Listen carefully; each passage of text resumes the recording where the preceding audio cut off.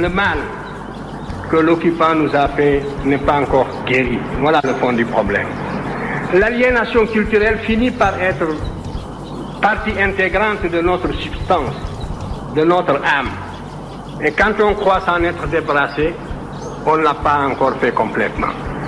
Le colonisé ressemble un peu, ou l'ex-colonisé même, ressemble un peu à cet esclave du 19e siècle, qui libéré va jusqu'au pas de la porte, et puis revient à la maison parce qu'il ne sait plus où aller.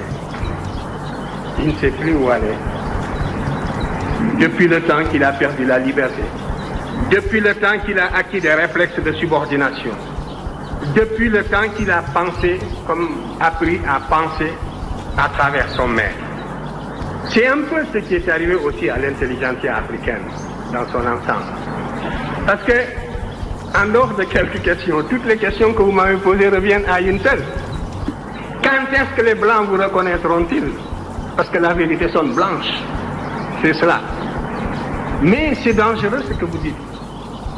Parce que si réellement l'égalité intellectuelle est tangible, l'Afrique devrait, sur des thèmes controversés, être capable d'accéder à la vérité par sa propre investigation intellectuelle, se maintenir à cette vérité jusqu'à ce que l'humanité sache que l'Afrique ne sera plus frustrée, que les idéologues perdront leur temps parce qu'ils ont rencontré des intelligences égales qui peuvent leur tenir tête sur le plan de la recherche de la vérité.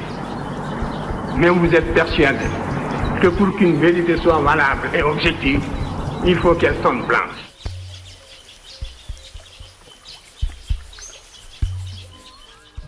Donc, aspect biographique, dont très rapidement, Cheikh Anta Diop, vous le savez, est d'origine sénégalaise. Il est né au Sénégal, dans un petit village qui s'appelle Tchaïtou, à environ 150 km de Dakar.